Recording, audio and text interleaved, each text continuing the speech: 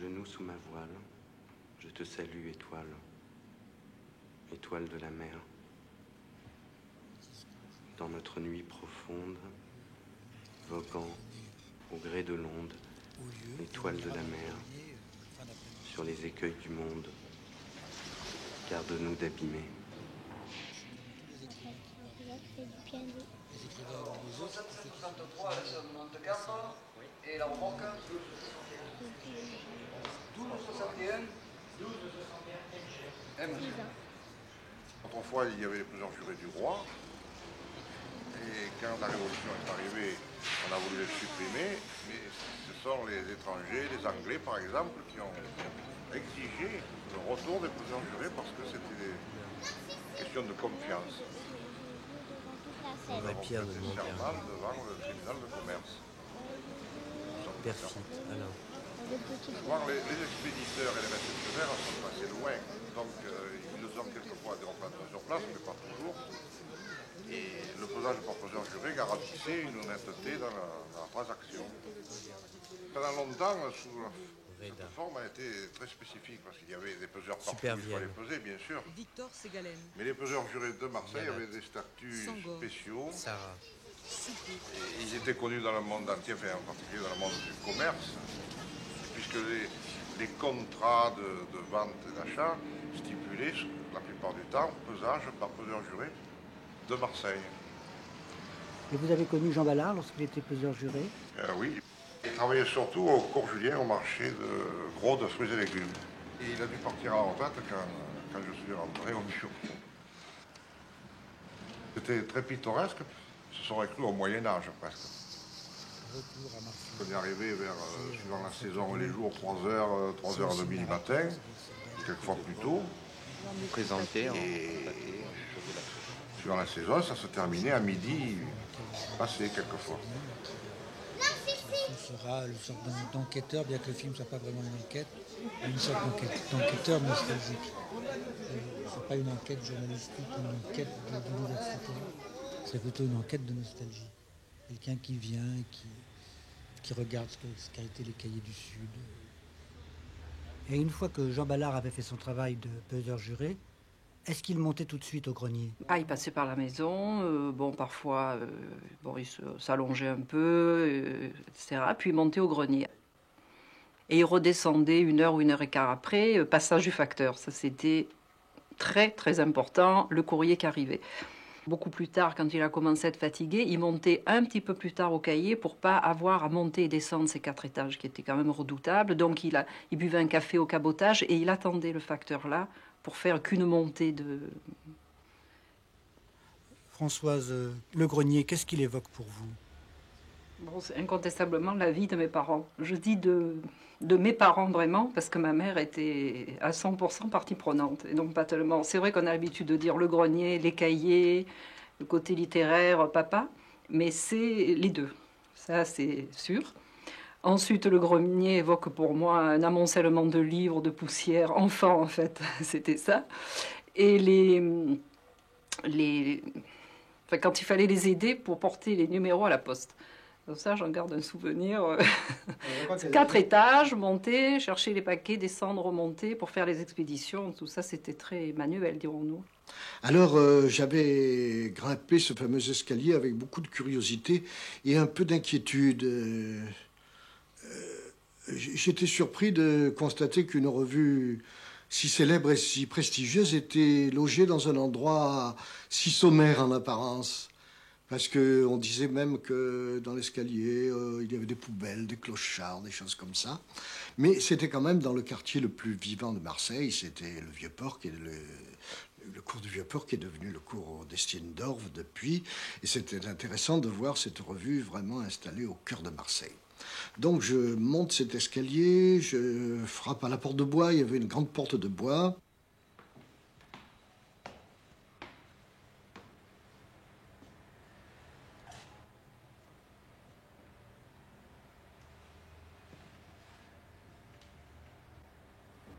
Dès qu'on avait franchi la porte, on découvrait sur la droite cette table qui était cachée par une sorte de rideau de tenture.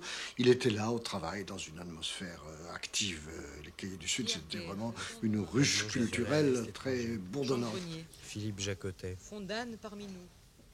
Pierre Jean-Joux. Quand nous avions fini de travailler, on retrouvait Marcoux, Marcel Ballard, la femme de Jean, pour laquelle j'avais vraiment beaucoup d'amitié parce que c'était une femme généreuse, active, dynamique et en même temps très simple, très concrète. Elle assurait sans le moindre complexe l'intendance de la revue, car il y avait des problèmes d'intendance dans cette revue qui était faite malgré tout par 2 ou 3 personnes et d'une manière tout à fait artisanale.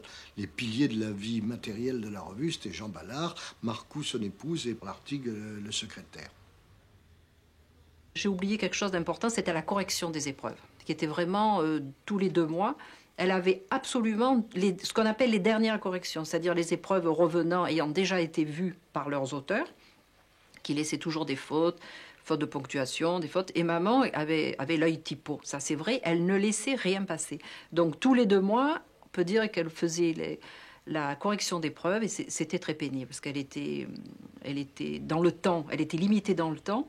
Et bon, elle arrivait des fois le soir et mal aux yeux parce que c'est 5-6 heures de travail, c'était écrit petit. Alors c'est dans cette espèce d'antre, dans les fauteuils défoncés, les vieilles chaises, que j'ai rencontré comme ça toute l'équipe des Cahiers. Et de temps en temps, des visiteurs de marque. Je me souviens d'avoir vu ce fameux Saint John Perse, qui était un monsieur du Quai d'Orsay très digne, qui a eu par ailleurs de grands prix littéraires. Il y avait déjà extraordinaire. Il y avait bien sûr Léon Gabriel Gros avec sa pipe et ses souvenirs d'angliciste vagabond. Après sa licence en anglais, il avait circulé dans toute la Méditerranée. Il se passionnait pour les chemins de fer. Son père avait été chef de gare dans la région de Toulon et chez lui, toute sa maison était organisée pour un chemin de fer en miniature qu'il n'arrêtait pas de moderniser, de compléter. Alors, on le voyait à 4 pattes chez lui en train de faire circuler un chemin de fer électrique. C'était très drôle. Quand on pensait que ce monsieur-là traduisait les poètes anglais et se livrait à des poèmes extrêmement avancés sur le plan de la littérature. Il y avait Tortel, qui était un homme plus sévère, le fonctionnaire, avec des lunettes et des yeux noirs. Il fumait, il n'était toujours pas d'accord. Il était plutôt de gauche dans cette revue qui avait été plutôt de droite. Alors, il y avait parfois des tiraillements entre les écrivains les uns ou les autres. Il y avait un extraordinaire personnage qui malheureusement nous a quittés, qui était Alexandre Toursky, un poète slave, comme vous l'imaginez, à la fois plein d'humour et en même temps plein de rêves, qui apportait sa pierre à l'édifice dans des conversations étincelantes. Et il y avait Guerre, Pierre Guerre. Pierre Guerre était, lui, fonctionnaire de la préfecture, mais son principal hobby était la civilisation du Pacifique. Et il avait une collection extraordinaire de masques, de produits, d'objets dont il venait parler à ce milieu-là. Alors, c'était amusant de voir ces débats qui passaient d'un bord à l'autre de la conversation, de l'évocation du surréalisme avec Breton, le passage de Breton à Marseille, avec Michaud, avec les tragédies de Richaud, et puis qui tombait ensuite dans l'art amérindien, et puis qui retombait dans le tabac que fumait Gros, et qui retombait sur les discussions entre gauche et droite. C'est vraiment très drôle. Je crois que ça a été un lieu secret mais actif, une espèce de marmite à idées qui n'a jamais cessé de fonctionner. Jeanne Tortel, vous nous accueillez aujourd'hui dans votre maison. Quel est le souvenir que vous avez de justement de ce premier rapport avec les Cahiers du Sud? Est-ce que vous vous souvenez comment Eh bien, oui, Jean était arrivé, il le raconte, je crois, plusieurs fois dans plusieurs entretiens, où il avait justement, pour avoir quelque chose, pour s'introduire auprès de Ballard, il est arrivé avec le Pont Mirabeau. Et il lui a présenté cette revue. Et immédiatement, Jean Ballard l'a accueilli en disant « Mais il y a beaucoup de collaborateurs des Cahiers qui paraissent dans cette revue. » C'était une façon d'être accueilli. Si on était admis, c'était complètement. Mais ça paraît très très fort dans tout. Et il y avait au Cahiers du Sud aussi une autre rencontre et une autre accueil qui était Gabriel Bertin, oui, qui était quelqu'un de beaucoup plus secret que Jean Ballard, peut-être moins méridional de tempérament, mais qui avait une valeur et une décision. Du reste, les décisions des Cahiers du Sud, tant que Bertin a vécu, c'était toujours Bertin qui avait le dernier mot. Les revues ne remplissaient peut-être pas la même tâche qu'elles La avaient même remplie. tâche, oui, qui était au fond un banc d'essai pour les jeunes, de manière à avoir leur premier texte et avoir un public qui pouvait quand même donner un avis sur leur travail. Tandis que maintenant, la plupart des revues sont des revues de textes très importantes et très intéressantes, mais enfin qui n'ont plus l'usage, disons, pour les jeunes, d'avoir des textes et ensuite d'avoir la partie critique qui souvent était bénéfique pour le travail. Oui, c'est ce qu'on va voir aussi avec les jeunes poètes qu'on a réunis, enfin les poètes qu'on a réunis maintenant autour de vous. Les jeunes poètes, pendant longtemps, ça a été les jeunes des cahiers qui étaient autour de Jean. Jean Tortel, Gérard Arseguel, Raymond Jean, Henri Deluy, Jean Todrany, René Kochman, Jean-Jacques Vitton, Jo Guglielmi, André Liberati. J'avais 16 ans à l'époque et à ce moment-là, j'ai commencé à aller au Cahiers du Sud régulièrement, mais le mercredi. Je n'ai pas connu les Cahiers du Sud en dehors des mercredis. Je n'ai pas fréquenté tellement les uns ou les autres en dehors des réunions du mercredi. C'est-à-dire des choses qui étaient tout à fait officielles, mais j'étais tout jeune et je n'osais pas parler. Et beaucoup de gens passaient parce que c'était la guerre, enfin c'était la fin de la guerre, c'était la guerre encore. Et il y avait quand même pas mal de gens à Marseille qui étaient animés, j'écoutais. Et oui, et en plus, moi j'ai l'impression que vous avez servi de modèle pour beaucoup qui sont venus après vous, parce que moi aussi je suis allé assez jeune, encore lycéen au Cahiers, et puis j'ai vu que la même antienne était reprise chaque fois qu'un très jeune arrivait au Cahiers le mercredi. On lui disait « Ah oui, Liberati, vous me rappelez, ou tu me rappelles Liberati ». C'était devenu presque un refrain à partir de cette période où vous êtes arrivé là-bas, je pense. Mais Action Poétique, on parlait de Liberati aussi. Moi, j'ai connu votre nom avant de vous connaître, bien avant, par Gérald. Oui, mais c'est sûr. Alors, mon neveu, je l'ai connu comme Todrany, je l'ai connu au Cahiers du Sud, je l'ai rencontré. Comme Nicolas Cartier-Bresson, je l'ai connu aussi au Cahiers du Sud. Enfin, c'est bien après ça. Oui, après la guerre. Encore après la guerre. C'est encore après la guerre. C'est à cette date-là, toi, moi, je suis arrivé en 48, tout à fait pas par accident, mais enfin par... Mais moi, je peux dire que c'est André Liberati, c'est le premier poète que j'ai rencontré à Marseille, c'était André Liberati. Lui, il n'était pas poète, il dansait à l'époque. Ah, moi, je dansais, mais toi, tu étais poète. Ah, mais moi, je sais. Tu étais au Saint James. Comment tu danses? Ouais, je dansais le bebop à l'époque. Il dansait très bien. C'est comme ça qu'on s'est connus. Ouais. Tout ça, ça sort. Saint-James, rue Venture. Rue Venture. Et à l'époque où les Cahiers maison de passe étaient, aussi. il y avait une maison de passe. Maison de passe à côté, justement. À côté des les Cahiers, rue Venture. Ballard était très fier de dire que à l'époque où leur siège était rue Venture, c'était à côté d'une maison de passe. Parce que le bar des Cahiers, c'était le Sintra. Ah, oui. C'était le Sintra où, de temps en temps, moi, j'ai vu Ballard souvent au Sintra. En fonction de critères un peu énigmatiques, ceux qui s'appelaient et continuent de s'appeler les jeunes étaient invités autour de Jean Ballard à boire un porto, porto flip de qualité. À propos de boissons, je me rappelle que pendant la guerre, où il n'y avait rien à manger, ou peu de choses à manger à Marseille et peu de choses à boire, un jour, Jean Ballard étant absent, et les gens qui étaient là, je ne me rappelle plus qui était exactement, on dit Ballard a une réserve dans le fond. Et alors on est allé dans le fond, et il y avait un peintre qui disait mais non, là vous exagérez. Alors je crois qu'il buvait du whisky ou je sais pas quoi. Il y avait du, moi ça m'intéressait, c'était le lait Nestlé, il y avait du lait sucré Nestlé, j'en avais pas vu depuis très longtemps. Et alors il voulait pas boire, et tout à coup dans le couloir noir, il voit son tableau. Il dit mon tableau, mon plus beau tableau, il l'a mis dans ce coin noir. Il était absolument indigné, alors il a bu du whisky, il a bu du lait Nestlé. Voilà les rapports que j'ai eus entre les Cahiers du Sud. Mais André. Dès 1940, les Cahiers ont été en relation avec les poètes qui étaient prisonniers dans des stalags et des oflags. Ils envoyaient des colis, ils utilisaient les services de la Croix-Rouge essentiellement. Par la suite, les Cahiers ont aussi été un lieu d'abri et de refuge pour beaucoup de juifs, pour chasser en particulier, des écrivains, des poètes. C'était déjà en relation avec les Cahiers avant la guerre, comme Adamov, Benjamin Crémieux, qui sont venus à Marseille à ce moment-là. Julien Quin aussi, qui était administrateur de la Bibliothèque nationale, qui est passé au Cahier également. Breton, dont j'ai parlé. André Masson, le peintre.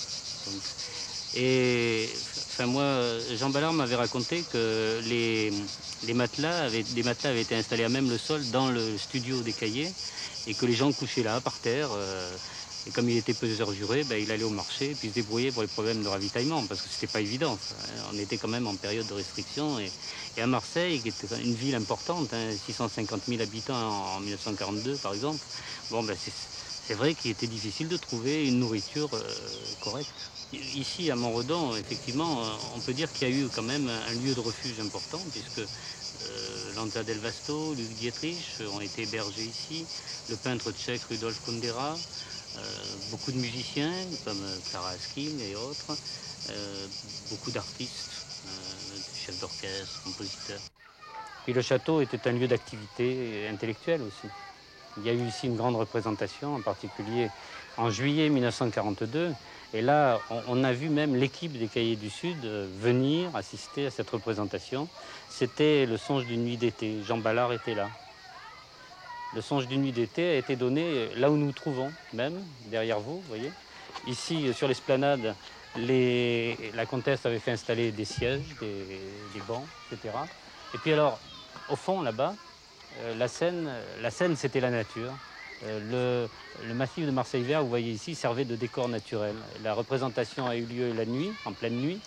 Et bon, il y a eu en même temps une espèce de conjonction entre justement le jeu des acteurs et puis la nature elle-même, puisqu'on a vu se lever la lune au moment où, dans cette pièce de Shakespeare, il y a une invocation à la lune. La musique était de Jacques Ibert. Les costumes avaient été dessinés par Christian Bérard. Et justement, on était en pleine période de pénurie et la comtesse avait autorisé à ce qu'on arrache les rideaux de toutes les tentures aussi qui étaient à l'intérieur du château pour fabriquer les costumes. Ce qui donne un peu une idée justement à la fois de la volonté de ces artistes de continuer à vivre en dépit des difficultés de l'époque, des problèmes qu'on pouvait ressentir, des internements, des déportations, parce qu'on n'ignorait pas, on ne pouvait pas ignorer des choses pareilles à ce moment-là. Justement, j'entends un pas dans l'escalier. Je le reconnais entre mille, c'est celui du jeune inconnu. Je le vois, avant même qu'il ne s'annonce. Il monte avec un peu d'émotion qui rend saccadée son allure, et parfois il s'arrête, plus pour se décider que pour reprendre haleine. Tant d'autres ont grimpé avant lui ces marches, il se demande de quel cœur ils les ont descendus.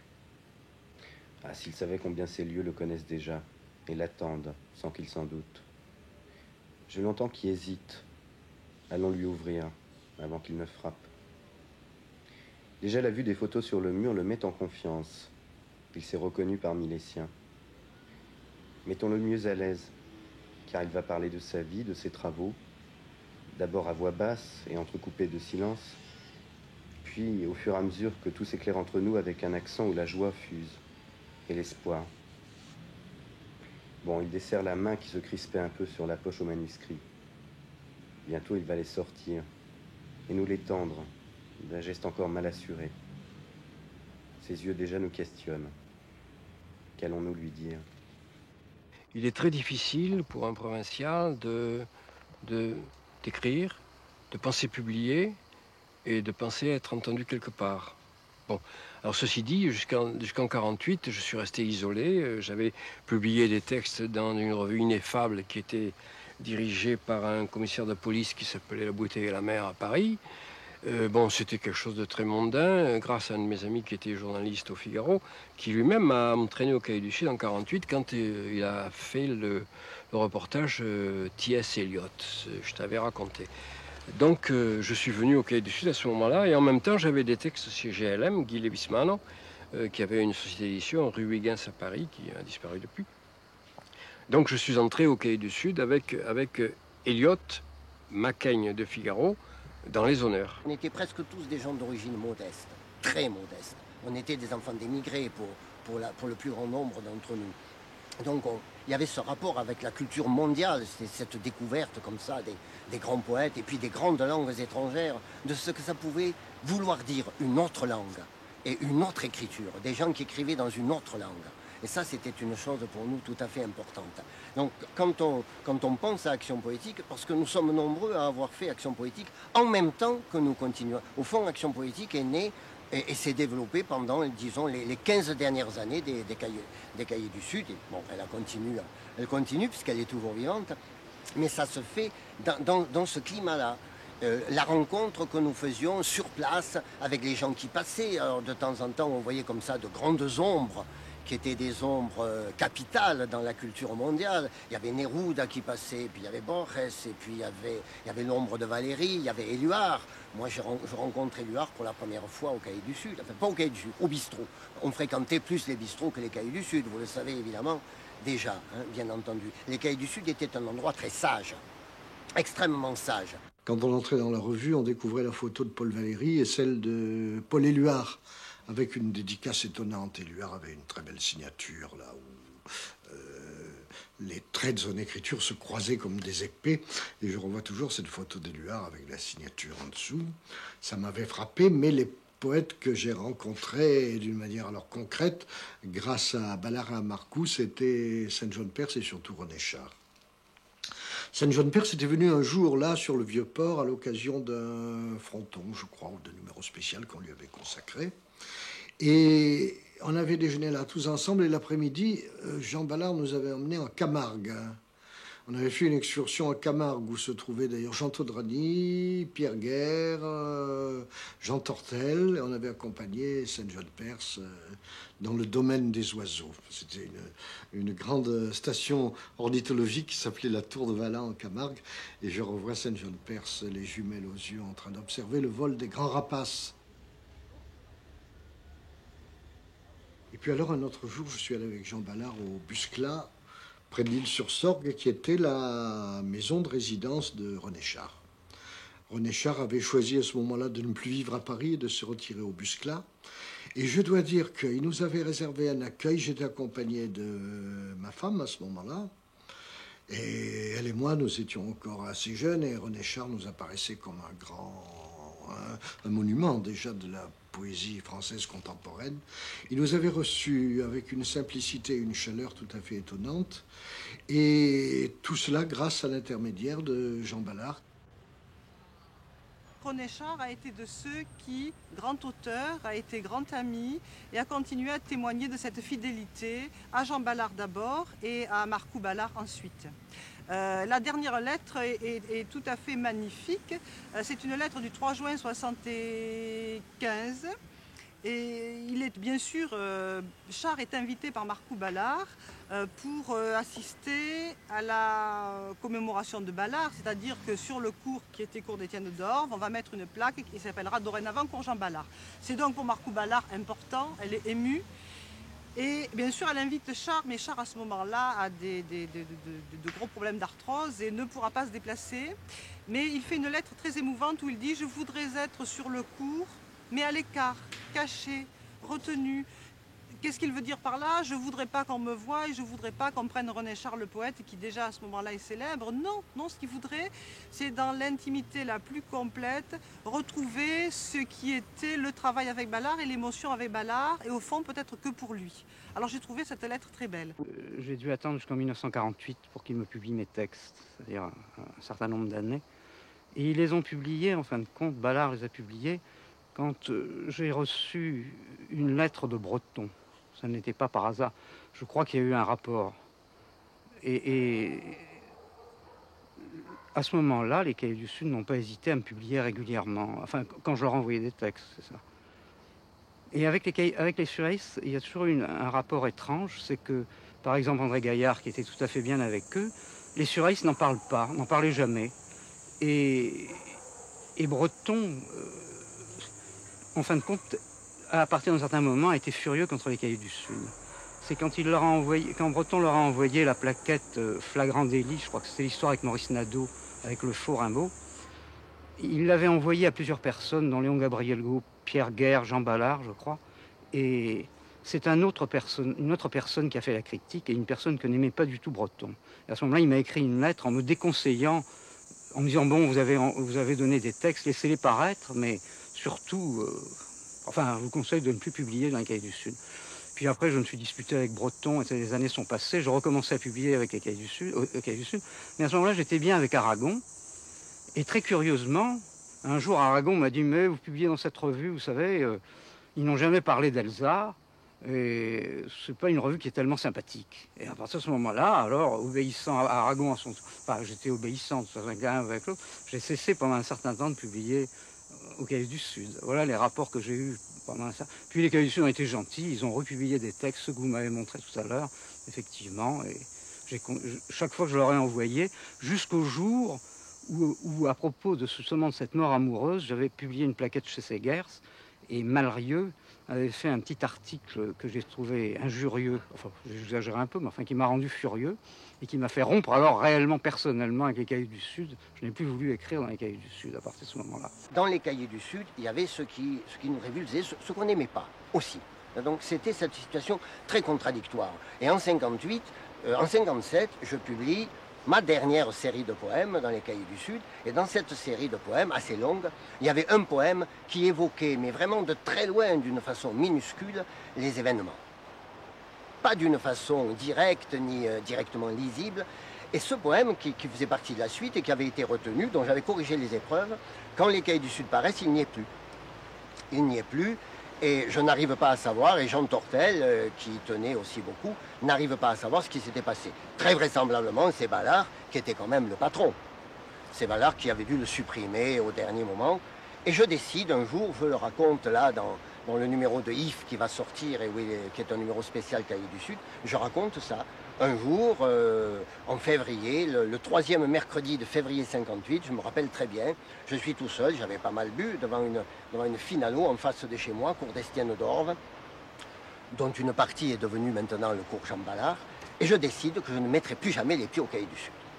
Je décide que cette culture-là, j'en veux plus, que cette grande culture, c'est la culture de la bourgeoisie, c'est la culture avec laquelle il faut rompre, qu'il faut trouver autre chose. Et effectivement, à partir de ce moment-là, je n'ai plus jamais mis les pieds aux Cahiers du Sud. Si je n'y suis pas allé depuis 43 jusqu'à 48, c'est parce que j'avais un peu la trouille de monter à cette espèce d'Olympe, hein, un peu un brouillard. Parce qu'à Marseille, on ne connaissait pas les Cahiers du Sud, on connaissait le nom. Les libraires marseillais ne diffusaient pratiquement pas la revue. C'est par l'extérieur qu'on connaissait les cahiers. Je suis allé un petit peu avec, je sais pas, comment dire, à la fois la trouille et la peur d'être impertinent, hein, de ne pas être dans un courant, de ne pas être entendu, de ne pas être non sum dignus, hein, voilà. Alors qu'on était tous dignes de faire ce qu'on avait envie de faire, hein, c'est pas le problème. D'ailleurs, ça s'est passé comme ça, on a été reçus à notre mesure, hein, on n'a pas été éjecté, ni blâmé, ni... comment dire, ni refusé, d'aucune manière. Il y a eu, si je puis dire, le sentiment d'une mise en abîme de la vocation poétique. On allait au Cahiers du Sud, ou j'allais au Cahiers du Sud, parce que j'écrivais des poèmes. Et j'ai senti que ce n'était pas du tout quelque chose qui était suffisant, ni qui le serait jamais. Et on ne pouvait pas être reçu au Cahiers du Sud simplement, quelques génies qu'on ait eu dans l'art d'écrire des vers, sur cette seule représentation, sur cette seule ambition. Leur idée, que je ne partage pas tout à fait, mais enfin dont je leur sais gré d'une certaine manière, c'était qu'il fallait remettre aussi en question ce travail poétique et l'élargir à une vision, comment dire, qui serait celle, par exemple, qu'on pourrait appeler de l'écrivain.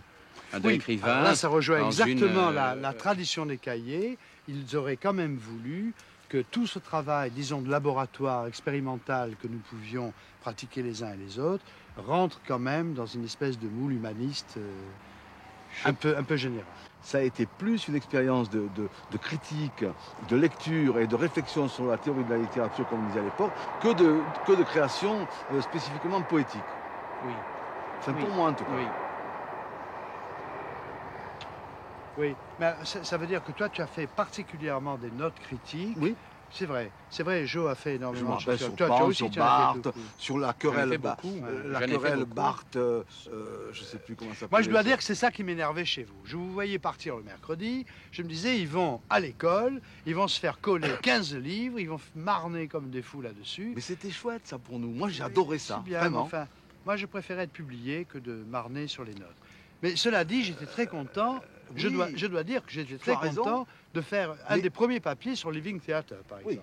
Ballard avait apprécié que je propose au cahier des notes et des chroniques qui allaient un peu dans le sens de cette modernité qui se cherchait, de cette nouvelle littérature.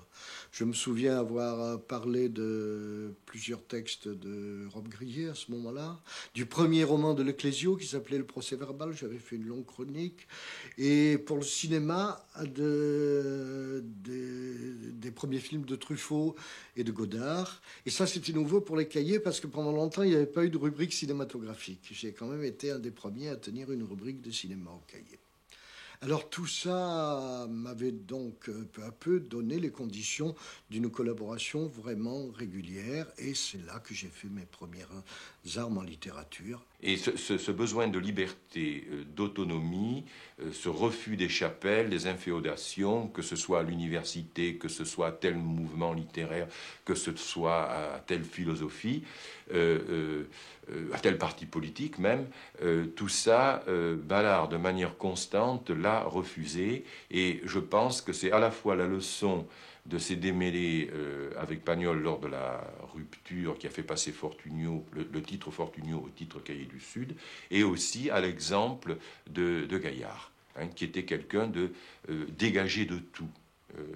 De toute morale d'une certaine façon, encore que, et de toute inféodation intellectuelle en tout cas. Quand il est arrivé au cahier en 25, il devait avoir un peu moins de 25 ans, quoi, à peu près. Hein. Et donc il a collaboré au cahier finalement très peu de temps, tout le temps qui lui est resté à vivre jusqu'en 1929. En décembre 1929, il est mort. Les uns disent parce qu'il s'est suicidé, les autres disent parce qu'il a fait une erreur en prenant un médicament destiné à calmer d'insupportables migraines.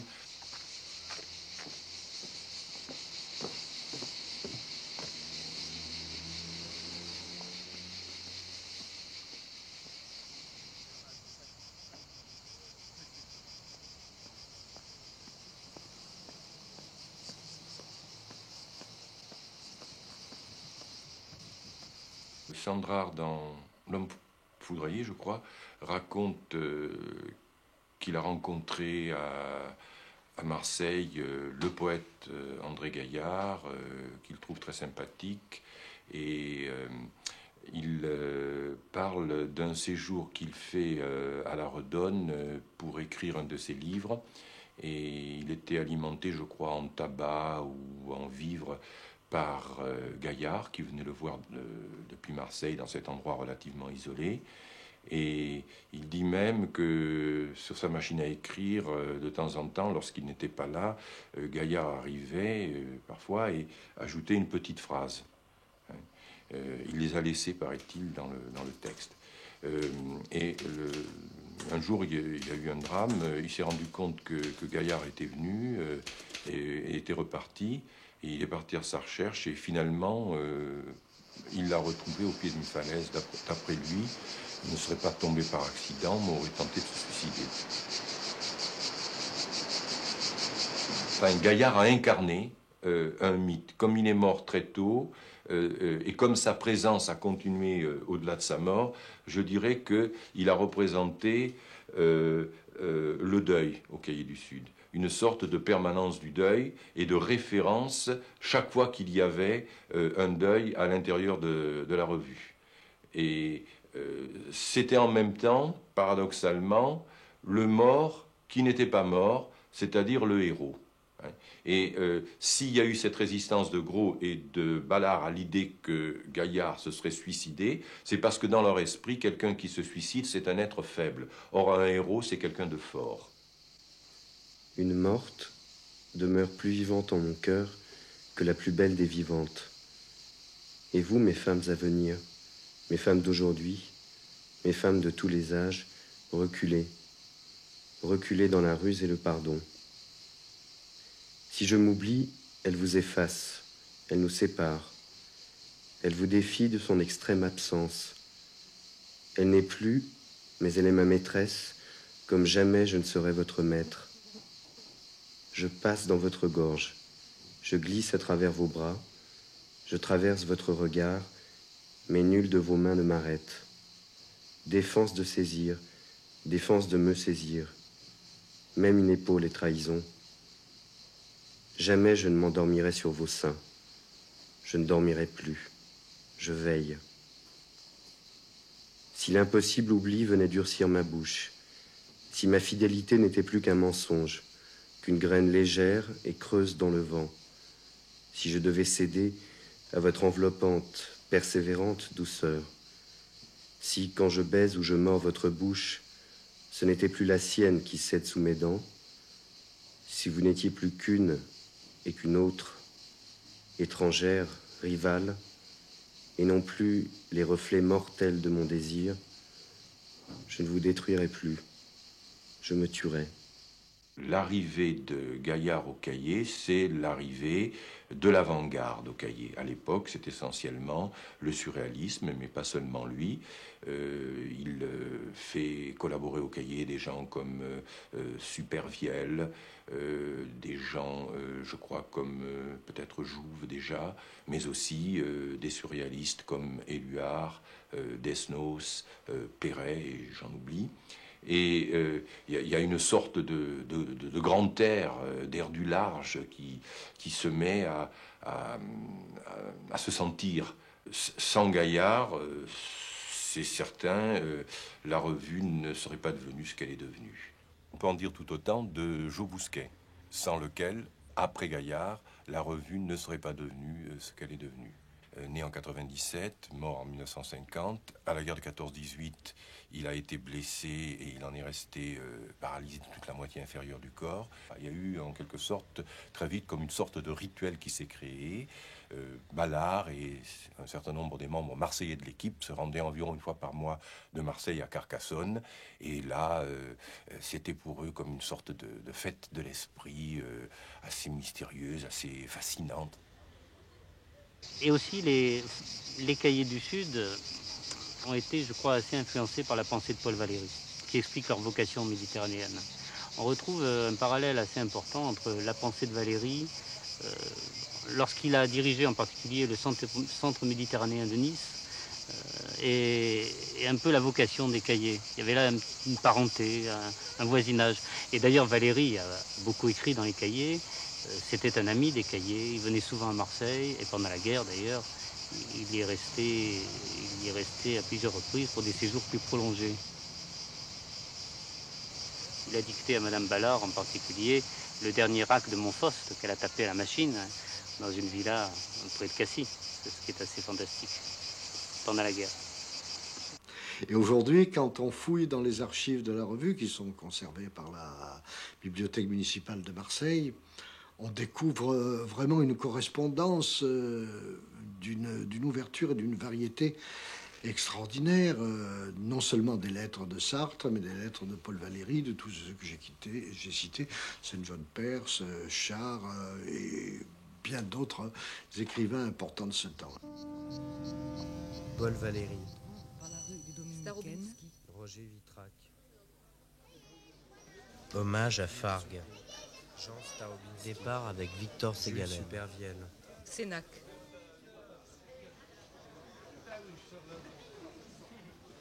Marguerite Yourcenar. Ungaret. Supervielle.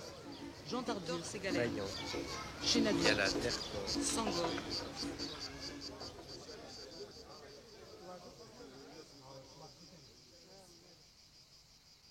L'arrêt en 66, ça a été un dernier numéro tout à fait prestigieux où étaient convoqués les grands noms, ou pour reprendre les expressions de Jean Ballard, les grandes voix qui avaient accompagné, suivant les termes de René Char, enfin l'aventure des Cahiers du Sud.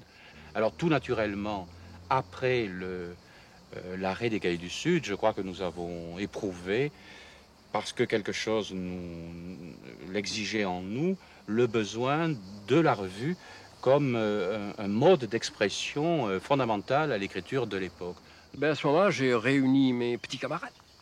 On a dit, qu'est-ce qu'on fait? On fait une revue. Bon, on fait une revue. Alors j'ai dit, ben, on va faire une revue qui s'appellera, bon, X. Et c'est Joseph Guglielmi, qui a trouvé le titre pendant la première réunion. Alors moi, je pense qu'elle a eu lieu ici. D'autres camarades me disent qu'elle a eu lieu ailleurs. Ça se perd dans la nuit des temps. C'est 67, c'est quand même loin. Bon. On a fait Manteia. Il y avait Gérard Séguel, Viton, Guglielmi, Malrieux et moi.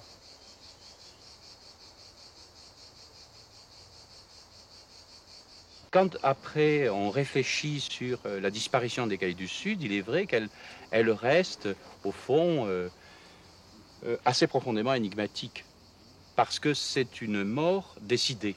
Il s'est arrêté en toute conscience, en pleine puissance. La revue était à son apogée. Et il m'en avait parlé d'ailleurs. Il m'avait dit, il faudrait que j'arrête, qu'est-ce que tu en penses? Et je lui avais dit. Je lui avais dit, bon, moi, j'ai pas grand-chose à te conseiller, mais je pense qu'il vaut mieux arrêter quand on est en pleine possession de ses moyens, qu'on le fait sciemment, qu'on annonce la couleur, qu'on dit pourquoi, que continuer quelque temps. Les tiraillements, il avait quand même des problèmes de santé. Cette quête d'argent, c'était très fatigant pour lui physiquement. Il ne pouvait plus assumer ses voyages à Paris. Donc ça se serait petit à petit émietté et il aurait été obligé d'arrêter, parce qu'il aurait été forcément obligé d'arrêter, peut-être dans des conditions moins, je dirais, brillantes, parce que finalement un arrêt que vous décidez vous-même et que vous maîtrisez est toujours meilleur qu'un arrêt comme ça, un peu à la sauvette, parce que vous ne pouvez pas faire autrement, quoi. Il y a deux choses que je voulais dire. C'est d'abord, tu as raison tout à fait de dire que les revues, en tous les cas celles qui ont fait ça, doivent fixer les termes de leur trajectoire. Il y a des exemples historiques. Je trouve que c'est bien qu'une revue sache s'arrêter.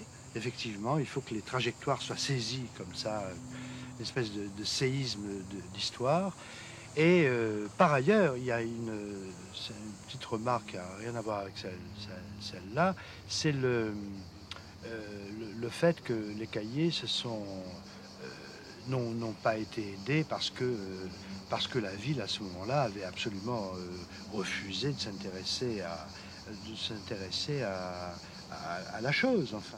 On pense toujours, quand on a une revue littéraire, que c'est purement une œuvre d'art, un travail d'ange, mais derrière, il y a tout le travail et l'obligation de faire marcher la boutique, d'aligner des comptes, éventuellement de boucler, sinon de faire des bénéfices. Et alors, c'était l'énorme travail de Ballard, c'était son côté caché.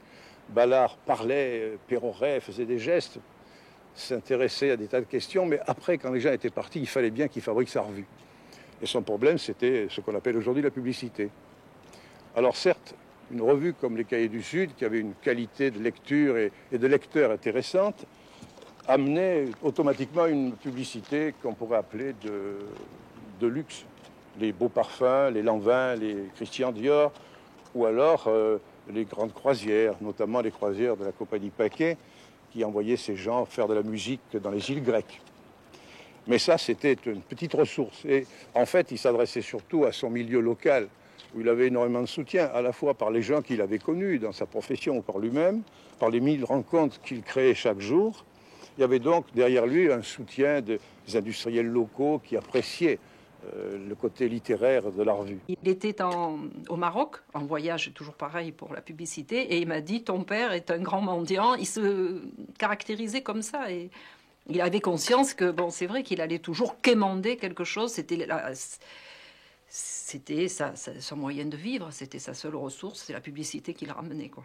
La revue, non seulement pouvait continuer, mais d'une certaine manière, je sais par ailleurs, par exemple, que les gens de Paris, enfin, c'est-à-dire les revues à Paris, et notamment Jean Paulhan à la NRF, souhaitaient qu'un pôle sud continue d'exister, qui était une sorte de rééquilibrage par rapport au travail qu'il faisait lui-même à l'intérieur de la NRF. Et c'est pas, comment dire, confidentiel de dire que Jean Paulhan avait demandé, voire supplié Jean Tortel de reprendre la revue. Mais c'était prêté à Jean Tortel je le mets entre guillemets, une autorité qu'il n'avait pas par rapport à Jean Ballard, qui considérait que l'affaire était pour lui bouclée.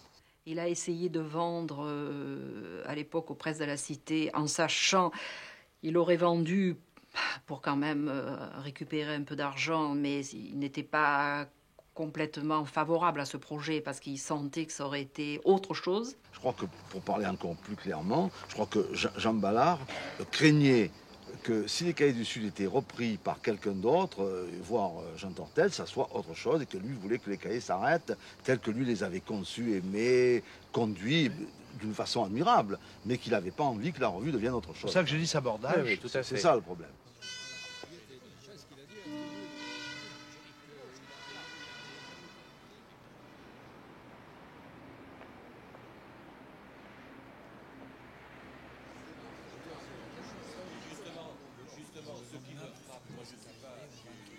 Aller à la NRF, je suis allé voir le directeur de l'ENF, Nadeau, et j'ai éprouvé alors une différence énorme à la chaleur. À la fois très fort. Il y avait une chaleur.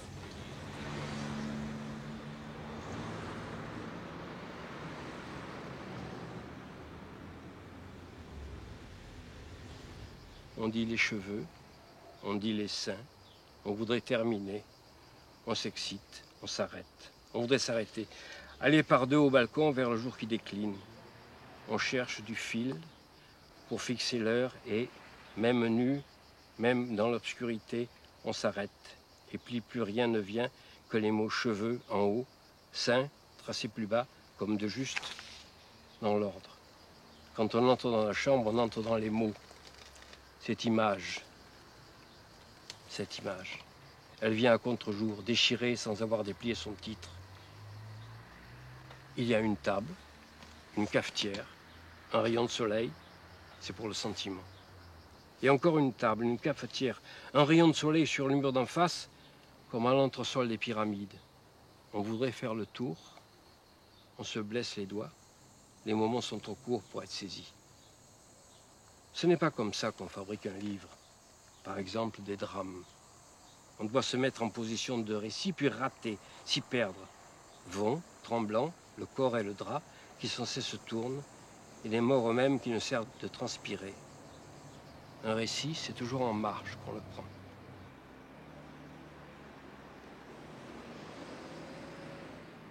Tes pleurs, nos caresses, ta rage, ta grâce et tes dédains, et nos rires, où sont-ils ? L'âge a dénoué nos mains. L'oubli, le temps et le silence ont nos flammes voilées. Je n'entends plus ton pas qui danse. Où sont nos giroflées? Où sont tes robes d'ingénu, ton ombrelle, tes gants? Je ne vois plus ta gorge nue. Où sont nos jeux, nos chants?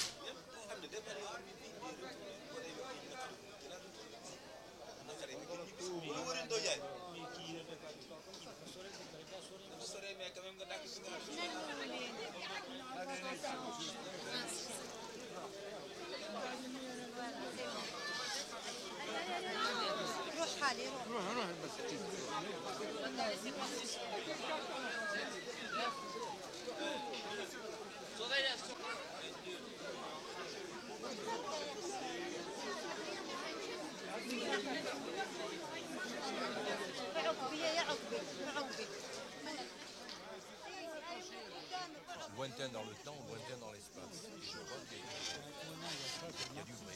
Lointain par l'écriture, c'est-à-dire, je viens de le dire, c'est un engagement ne pouvait être perçu ni par ceux qui y étaient opposés, ni par ceux qui en étaient partisans sur le moment. Maintenant, quand on lit Exil, on n'en a peut-être pas de doute, enfin je ne sais pas, mais c'était quand même pas d'une pure clarté. Non. Donc c'est de réflexion et que lui il prenait pour un métalangage, ça ne c'est pour ça que je disais à Jean-Jacques, tout en pressentant ça, je disais à Jean-Jacques, le film, ça serait bien qu'il se termine sur